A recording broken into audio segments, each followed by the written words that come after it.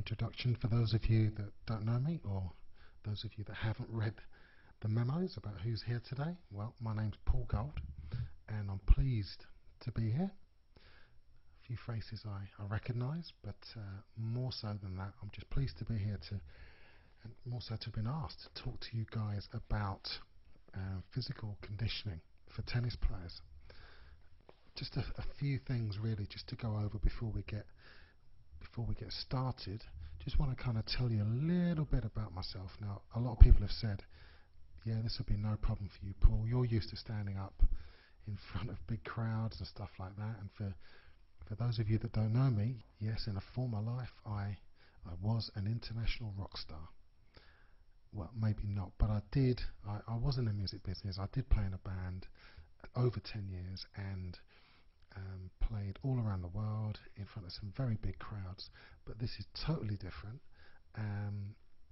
And even though I have played with, amongst other people, the most famous one probably being David Bowie, this doesn't prepare you to stand up and actually look in the eyes of people who you kind of know, and many of them that you respect, and stand in front of them and tell them things that hopefully will help them better their game. So all that out the way, let's have a look at what I'm going to talk about today. So I've got a few notes, and my main aim really was that the talk today would really help you to develop your knowledge about the factors that determine physical conditioning programs for tennis players. That was my overall aim for today's talk, and basically what I'm looking to do is to help you identify tennis-specific methods to show you how you can help yourselves and other players that you're working with meet the demands of the modern game.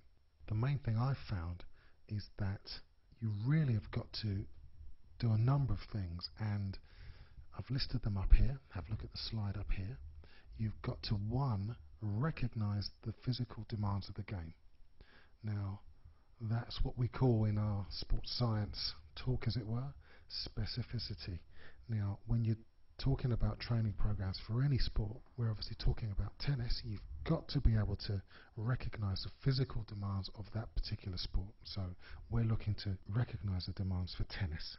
You've also then got to identify the needs of the player to meet those demands.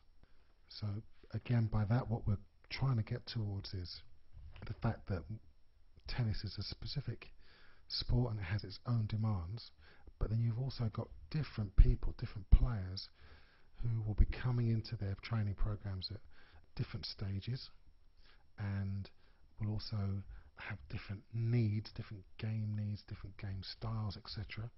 And you're going to have to think about those and address those with your training programs. I also want to talk about how we need to then explain about how a player's physical abilities are going to be affected through physical conditioning. And I also want to, at some point, talk about explaining how to develop a training program, because that's pretty important. Not many people know how to do that. I then want to move on to explain how you want to relate the principles of training to help you develop an annual plan. And we all talk about developing plans over a year, so you've got your basic training program, but you've got to be able to put that together into like a yearly program, or even more than that if you're talking about a younger player. I need you to put all those principles together into an annual program that repeats and builds year by year to bring those players on.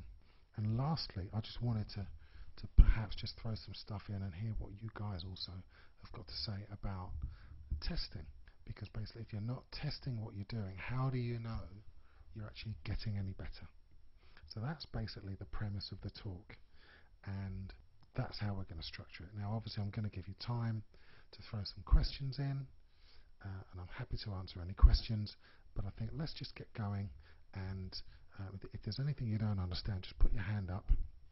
I'm not sure we can get a mic over to you today. I've got this handheld that I'm walking around with, but I'm not sure that we can get any questions directly on this mic.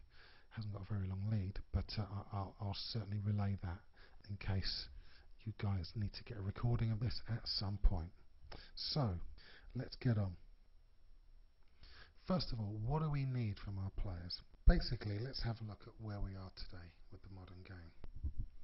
Well, as we know, modern tennis is now a very, very different game from what it was years ago, and obviously we know that it's a game requiring technical, tactical, mental and physical abilities. And we all know that the facility actually exists for many people, many players to play and practice every day of the year if they wish.